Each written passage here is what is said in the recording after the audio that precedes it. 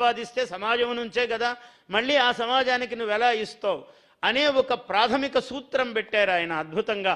అటువంటి మార్గము ఇవాళ ఆయన కొన్ని, నేను పెద్దవారికి ఏ నక్షత్రాలు ఏవి అనేది బహిరంగంగా ప్రకటించరాదు, అది సభకు దోషమవుతుంది. కాబట్టి ఇవాళ మామూలుగా చంద్రబాబు గారు ఏది మొదలు పెట్టినా ఈ సంవత్సరము దిగ్విజయముగా విజయముగా విజయముగా ఇలా ఉన్నతోన్నతముగా ఉంటాయి. వారి చెయ్యి అంత గొప్పది. ఈ సంవత్సరము ప్రజలందరూ బాగుపడతారు, విశ్వాసంతో ఉండాలి. ఎవరికైనా పదవులు ఆలస్యం కావచ్చు, ఇంకోటి కావచ్చు, ఏమీ తొందరపడొద్దండి. చాలా శాంత పురుషుడు ఆయన. సహనము, ఆయన సహనమే మనం కూడా నేర్చుకోవాలి. నాకు ఈరోజే రాత్రికి పదవి రాలేదే అని అనుకోవద్దండి. వారమైనా, నెలైనా, 10 నెలలైనా, ఓ 2 ఏళ్ళు పట్టినా, 3 ఏళ్ళు పట్టినా, ఎందుకంటే ఆయన మహర్జాతకుడు. 4 సార్లు ఎవరండి ముఖ్యమంత్రి అవుతారు? ఆయన 5వసారి అవుతాడు, 6వసారి అవుతాడు ఆయన. అటువంటి మహానుభావుడు. ఏమి మనకిక్కడ పోడు. ఒక్కసారి ఆయన దృష్టి, ఆయన ఆలోచన పడిందంటే ఆ వ్యక్తిని వదలడు. ఎవరిని ఒక్క పరుషవాక్యం మాట్లాడడండి. భాష అన్నది ఆయన్ని చూసి నేర్చుకోవాలి అందరూ. ఎవరిని ఒక అక్షరము ఆయన ఎప్పుడు దుర్భాష మాట్లాడడు. అది వాంగ్ నియమం ఉన్నది ఆయనకు కార్య నియమం ఉన్నది, కార్యశీలి. ఇటువంటి మహానుభావుడు మనకు రాష్ట్ర ముఖ్యమంత్రి. ఆయనకు తగినట్టే ఆయన చుట్టూ అందరూ మంత్రిమండలి కూడా అలా ఉన్నది. అధికారులు కూడా ఆయనకు అదుపాజ్ఞలలో అందరూ ప్రేమతో పనిచేస్తూ ఉన్నారు. దిగ్విజయోస్తు, ఈ రాష్ట్రమునకు జయోస్తు. స్వస్తి ప్రజాభ్యః పరిపాలయంతాం. ప్రజలకే ముందు స్వస్తి అన్నాడు. ప్రజల కోసమే ఎవరు పని చేసినా, నేను కవిత్వం చెప్పినా, ఆయన పరిపాలించినా అందరం ప్రజల కోసమే. స్వస్తి ప్రజాభ్యః పరిపాలయంతాం న్యాయేన మార్గేణ మహిషాః. న్యాయేన అని నొక్కారు. న్యాయేన అంటే చాలు, న్యాయముగా అని. న్యాయేన అంటే న్యాయము నుంచి కొంచెము కూడా పక్కకు తప్పకుండా ప్రభువులు పరిపాలింతురుగాక.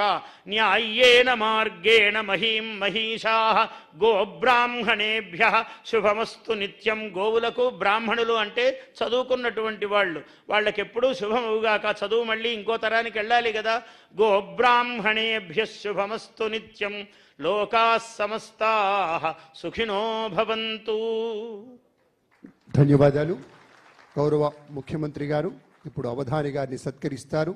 రాష్ట్ర ప్రభుత్వం పక్షాన శ్రీమాన్ పద్మశ్రీ బ్రహ్మశ్రీ డాక్టర్ మాడుగుల నాగఫణి శర్మ గారిని ప్రభుత్వం పక్షాన సత్కరించబోతున్నారు గౌరవ ముఖ్యమంత్రి వర్యులు.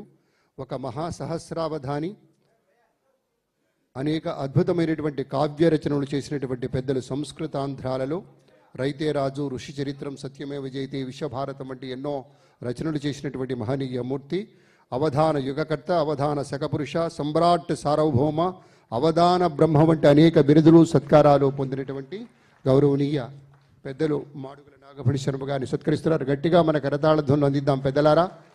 ఒక మహాపండితునికి ప్రభుత్వం పక్షాన జరుగుతున్నటువంటి సత్కారంగా భావన చేస్తూ ధన్యవాదాలు.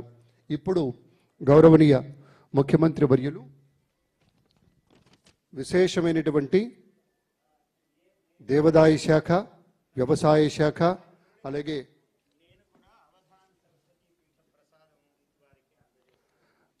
డాక్టర్ మాడుగుల నాగఫణి శర్మ గారు అవధాన సరస్వతి పీఠం పక్షాన ముఖ్యమంత్రి గారికి శాలువతో సత్కరించి ప్రసాదాన్ని అందచేయబోతున్నారు. ఎందుకంటే అవధాన పీఠం అనేటువంటిది వచ్చింది అంటే హైదరాబాద్లో గౌరవనీయ ముఖ్యమంత్రి గారే సంకల్పం చేసి హైటెక్ సిటీకి అతి చేరువలో వారికి భూమినిచ్చి అవధాన సరస్వతి పీఠం నెలకొల్పేలాగా చేసినటువంటి దానికి కృతజ్ఞతాపూర్వకంగా వారు కూడా ముఖ్యమంత్రి గారి అనుమతితోటి వారిని సత్కరిస్తూ ఉన్నారు. గట్టిగా మనం కూడా మన అభినందన తెలియచేద్దాం.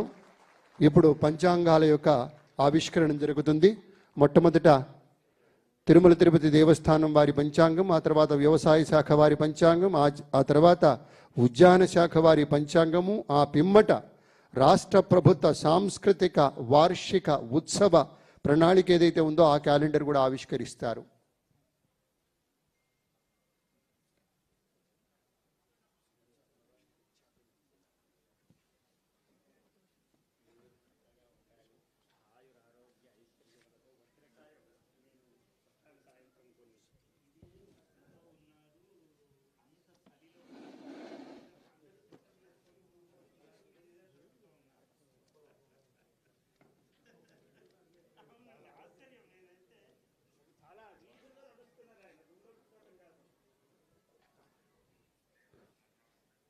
పంచాంగాల ఆవిష్కరణ జరుగుతోంది.